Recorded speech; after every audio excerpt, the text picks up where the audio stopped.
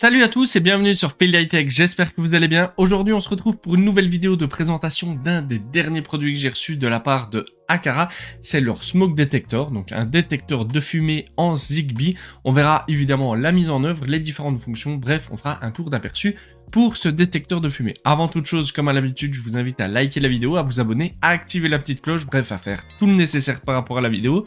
Et on se retrouve pour le déballage. Dans la boîte, on va retrouver évidemment notre détecteur de fumée avec sa plaque de fixation et deux moyens de fixation. Donc soit on va utiliser l'autocollant 3M, soit on va utiliser des vis de fixation.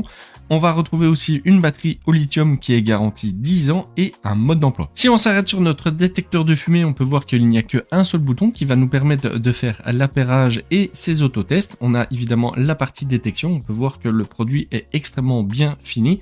Ici, on va retrouver l'emplacement pour la batterie au lithium. Alors ici, par rapport à la plaque de montage, encore une fois, comme sur presque tous les détecteurs, on ne sait pas le verrouiller tant que la batterie n'est pas installée. C'est une mesure de sécurité. Donc ici, on va mettre simplement la batterie. On va venir clipser dedans. Et donc ici, il y a le petit ergot qui va être complètement poussé vers la gauche qui va nous permettre de pouvoir installer la plaque de fixation. Maintenant que notre pile est installée, on va pouvoir passer à l'appairage. Donc comme d'habitude, je vais le montrer sur différentes boxes, mais pour le premier appairage, je vais passer par l'application Aqara. Donc en haut à droite, on va cliquer sur le plus, ajouter un accessoire. Il y a une recherche d'appareil qui se fait automatiquement. Donc soit il est visible, soit il faut le rajouter manuellement. Ici, on va sélectionner serrure de porte et on va remonter un tout petit peu. Et ici, vous avez le premier détecteur de gaz, c'est pas celui-ci, c'est le détecteur de fumée, donc juste au-dessus. On clique dessus. Il nous demande de l'associer à un hub. Alors évidemment, pour un meilleur fonctionnement, il faut choisir le hub le plus proche. Donc pour ma part, c'est le M3 que je vous ai présenté récemment. Et ici, on nous demande d'appuyer 3 fois sur le bouton de notre détecteur. Donc une fois que c'est fait, on peut voir qu'il clignote. Voilà, donc ici, il a été rajouté. Donc notre détecteur de fumée est lié. On peut voir qu'on peut changer le nom, la localisation et que le système d'alerte est bien coché avec le détecteur de fumée. Donc ici, on va faire suivant. Ici, on peut encore évidemment changer toutes les informations par rapport à la carte de l'appareil.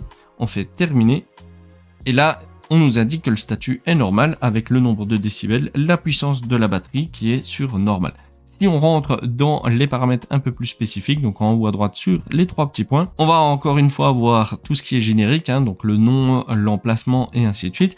On va aller dans les réglages de l'appareil et donc là on a une partie autotest de l'appareil. Donc si on clique dessus, il nous invite à faire justement un autotest. Donc là on peut démarrer simplement l'autotest. Il nous demande si on a bien entendu le signal sonore. Je fais oui.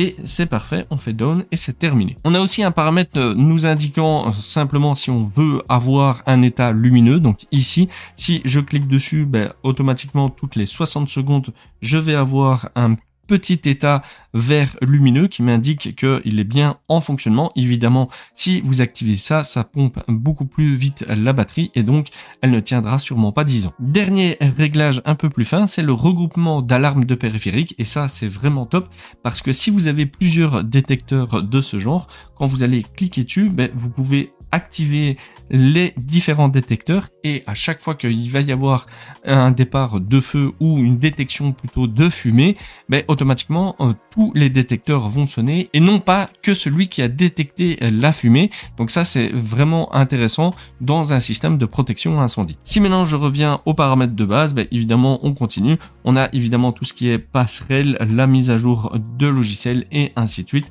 Donc là, on peut faire une vérification. On peut voir en tout cas qu'il n'y a pas de mise à jour et donc il est totalement à jour et là, il est totalement utilisable et donc vous pouvez évidemment l'installer à partir de ce moment-là. Alors, dernière chose que je peux montrer dans l'application Aqara une fois que le détecteur de fumée est lié, c'est un automatisme. Donc si je clique dessus, en haut à droite, je clique sur le plus, je fais ajouter. Je sélectionne mon détecteur de fumée, donc évidemment là il va falloir mettre un trigger, donc soit quand il y a une détection de fumée ou quand par exemple le détecteur de fumée est désactivé, donc ça évidemment c'est en fonction de vous, mais ici s'il y a une détection de fumée, qu'est-ce qu'on peut faire? On va faire ajouter, et là évidemment en fonction des équipements que vous avez, donc ici par exemple je peux prendre ma Hub G3 et je peux dire par exemple joue une sonnerie par exemple, pareil pour le M3. Donc ici, je peux lui dire, tu joues un son d'alarme attribué et ainsi de suite. Comme ça vous permet justement, en cas de détection de fumée, d'être averti sur un maximum d'appareils. Vous pouvez aussi ici sélectionner notification d'alarme push. ou notification push, peu importe. Quand vous allez cliquer dessus, automatiquement, ça va vous envoyer une notification sur votre téléphone avec évidemment tout le reste du scénario que vous avez configuré. Maintenant qu'on a vu ça dans l'application Aqara, on va voir ça sur la box donc iHost de Sonoff. Donc encore une fois, pour ajouter un accessoire en haut à droite, je vais cliquer sur le plus Add Device. C'est bien compatible Zigbee, on va faire un Start Setup. Et là, comme dans l'application Aqara, on va faire l'appairage donc en appuyant 3 fois. Parfait, donc là, il nous a bien retrouvé notre détecteur de fumée. Donc si je clique sur Edit, évidemment, j'ai son nom et son emplacement. Je fais Down. Je reviens dans la liste de tous mes devices et ici, j'ai bien mon détecteur de fumée. Si je clique dessus, ici, on va voir évidemment la partie à batterie. Donc on peut voir qu'elle est à 100%. La batterie de détection de fumée, la partie décibels et la partie alarme. En partant de là, je peux dire qu'il est très bien reconnu, en tout cas sur la iHost de Sonoff, et donc qu'il est parfaitement utilisable en tout cas sur cette box. On va pouvoir voir ça maintenant sur la Omi Pro. Donc sur la Omi Pro, en haut à droite, on va cliquer sur le plus, on va faire un nouvel appareil. Ici, on va aller dans l'application Aqara et on va faire une recherche de détecteur de fumée. Alors ici, je ne le vois pas en tapant Detect. Ici, si je tape FU pour fumer, je vois ici que j'ai un Xiaomi Honeywell, donc on pourra éventuellement tester ça. Donc ça, on va faire connecter, continuer et on va cliquer 3 fois dessus. Alors comme on peut le voir, en tout cas ici il a été détecté comme un appareil inconnu, donc l'application Aqara en tout cas n'est pas à jour sur la Omi Pro. Donc si je fais fermer et que je vais sur mon appareil Zigbee, je peux voir que j'ai un capteur on-off mais rien de plus, donc je peux dire qu'il n'est pas encore intégré sur la Omi Pro. Maintenant on va voir ça sur Home Assistant. Donc pour rappel, je suis sur Home Assistant avec Zigbee to MQTT. Donc je vais aller sur Zigbee to MQTT, je vais faire autoriser l'appairage. Là, je vais cliquer 3 fois sur mon détecteur et normalement, il devrait être repéré. Parfait, le détecteur a bien été rajouté. Donc, si je clique dessus et que je vais dans Expose, on va voir ce qui est remonté. Donc ici, évidemment, on a la première partie par rapport à la fumée. Donc ça, c'est bien. On a aussi la densité, donc la concentration de fumée. Donc ça peut être vraiment pas mal. Ici, on a évidemment l'intensité par rapport aux décibels et autres. On a la partie self-test qu'on a exactement dans l'application Aqara, mais qu'on n'avait pas dans les autres box domotiques.